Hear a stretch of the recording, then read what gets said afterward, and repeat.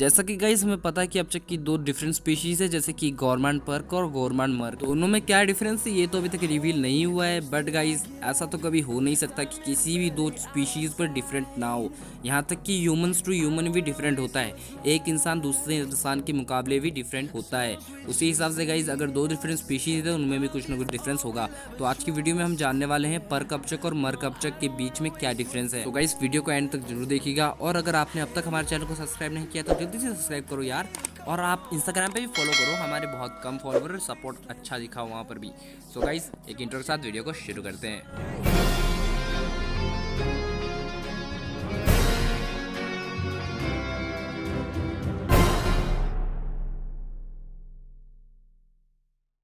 So guys आप देख सकते हैं स्क्रीन पर पिछले क्विज विनर्स के नेम, और इस वीडियो में हमने आपके लिए क्विज मुकाबला रखा है, तो उसमें पार्टिसिपेट जरूर करें। सो गाइस इस वीडियो में काफ़ी लंबा वर्क करना पड़ा, जिसके बाद मुझे काफ़ी मेन पॉइंट्स मिले हैं, बट गाइस इस वीडियो में मैं कुछ ज़्यादा डिटेल आपको दे नहीं पाऊंगा, बट मैंने इसमें जितना हो सके उतना डिफरेंस बताने की कोशिश की है। सो गाइस यहाँ पर मैं आपको डिफरेंस बताने वाला हूँ पर्क अपचक और मर्क अपचक के बीच। सो गाइस गॉर्मांड स्पीशीज में दो सब स्पीशीज है जिनको मर्क और पर्क कहा जाता है, और दोनों में कोई डिफरेंस नहीं है, ऐसा कहना है क्रिएटर्स। सो गाइस यहाँ पे क्रिएटर्स को मानना पड़ेगा, इतना अच्छा कंफ्यूजन दिया कि पर्क अपचक और मर्क अपचक दो डिफरेंट स्पीशीज है, बट उनमें कोई डिफरेंस नहीं है। ऐसा कभी हो सकता है कि कोई दो डिफरेंट स्पीशीज हो और उनमें कोई डिफरेंस ना हो?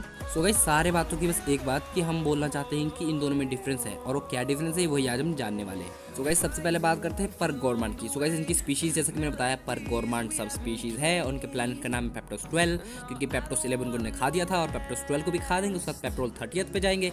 सो इनकी एबिलिटी की बात करें तो ये किसी भी चीज़ को खाकर उससे एक्सप्लोसिव प्लाज्मा बॉल्स को शूट कर सकते हैं। और पर्क गॉर्मांड की एक खास बात जो कि इनके डिफरेंस भी आती है वो है कि इनके पास 4 टंग होती है, और इन्हें हमने बेंटन ओमनिवर्स में देखा था, एंड गाइस आप पिक्चर्स में भी इन्हें देख सकते हैं। सो गाइस ये किसी भी चीज़ को डाइजेस्ट कर सकते हैं, चाहे वो कोई भी क्यों ना हो, भले ही सेलेसियस सेपियन जैसी बड़ी स्पीशीज भी क्यों ना, उनको भी खासा मानना पड़ेगा, बड़ा सॉलिड हाजमा है। एंड ये अपना जो माउथ है गाइस उसे लार्जर नहीं कर सकते किसी बड़े ऑब्जेक्ट को खाने की। इस लाइन में मैं कहना चाहता हूँ कि इनका जो माउथ है गाइस वो इतना स्ट्रेच नहीं हो सकता कि किसी बड़े ऑब्जेक्ट को खा सके, बट ये खा सकते हैं, उसे तोड़ तोड़ के खाएंगे, बट खा सकते हैं। वैसे तो मैं वीकनेस बताना नहीं चाहता क्योंकि दोनों में तो सेम ही वीकनेस है। सो गाइस ये अगर ज़्यादा खा लेता है तो इसका जो साइज है वो बड़ा हो जाता है, यानी कि ये फूल कर मोटा हो जाता है, और इसकी स्पीड भी स्लो हो जाती है, ये इनकी वीकनेस है। तो गाइस अब बात करते हैं मर्क गॉर्मांड की। तो इनकी स्पीशीज तो मर्क गॉर्मांड ही है, प्लैनेट है पेप्टोस 12, और इनके पास भी सेम एबिलिटी है कि ये भी किसी चीज़ को खाते हैं और एक्सप्लोसिव प्लाज्मा को शूट करते हैं अपने माउथ के थ्रू। और इनके पास गाइस 1 टंग होती है, सिर्फ 1 टंग होती है बाकियों के मुकाबले। बेंटन एलियन फोर्स और बेंटन अल्टीमेट एलियन में हमने ये देखा था, और आप पिक्चर्स में भी देख सकते हैं। गाइस हो सकता है कि ओमनिवर्स में भी इनकी 4 टंग हो बाकियों के जैसी। तो कमेंट करके ये ना बोलना कि आपने ओमनिवर्स को तो मेंशन किया ही नहीं। सो गाइस मैंने मेंशन किया, आप ढंग से सुनते नहीं, पहले ढंग से सुने और उसके बाद कमेंट करें। सो गाइस इनका जो टंग है उसमें सिर्फ इनहांस स्ट्रेंथ ही होती है। गाइस इनकी जो टंग है वो बाकी पर्क अपचक के मुकाबले ज़्यादा ड्यूरेबल नहीं होती। एंड गाइस ये अपना जो माउथ है वो ज़्यादा लार्जर कर सकते हैं, किसी ऑब्जेक्ट को खा रहे हैं तो उसके जितना ये स्ट्रेच कर सकते हैं। और अगर वीकनेस की बात करें तो सेम वीकनेस है, अगर ये कुछ खा लेते हैं और स्पीड नहीं करते तो इनका भी साइज बढ़ जाएगा, ये फूल जाएंगे, मोटे हो जाएंगे, और इनकी जो स्पीड है वो स्लो हो जाएगी। सो गाइस यहाँ तक की डिटेल में तो आपको कुछ ना कुछ हिंट मिल ही गया होना कि इनमें क्या डिफरेंस है। तो आगे बात करते हैं main difference. So guys main difference जानने से पहले मैं आपको अज्यूम करने के लिए कहता हूँ कि आप और आपका भाई या फिर आपका फ्रेंड एक ही घर रूम में है, और आपका जो फ्रेंड है वो मैच देखना चाहता है या फिर क्रिकेट मैच देखना चाहता है, और आप जो है वो क्रिकेट मैच नहीं देखना चाहते बल्कि आप कुछ कार्टून या फिर कोई मूवी देखना चाहते हैं। सो यहाँ पर आप दोनों के जो माइंडसेट है वो बिल्कुल ही अलग है एक पर्टिकुलर थिंग को लेकर। सो गाइस इस बात से हमें ये पता लगता है कि हम ऐसा कह सकते हैं कि दो ह्यूमंस के बीच में भी डिफरेंस हो सकता है, हालांकि उनका अपीयरेंस कुछ भी हो। सो गाइस मेरी ही बात कर लेते हैं। मुझे अक्सर कहा जाता है कि शर्मा जी के लौंडे से कुछ सीख। अब मैं भी ये सोचता हूँ कि उस समय क्या सीखूं, मैं अपनी जगह सही हूँ, अपनी जगह सही है। सो यहाँ पर ये डिफरेंस आ जाता है कि मैं उससे अलग हूँ, यानी कि ऐसे वक्त में मेरे मन में बस एक ही बात चलती है, कौन हैं ये लोग, कहाँ से आते हैं ये लोग।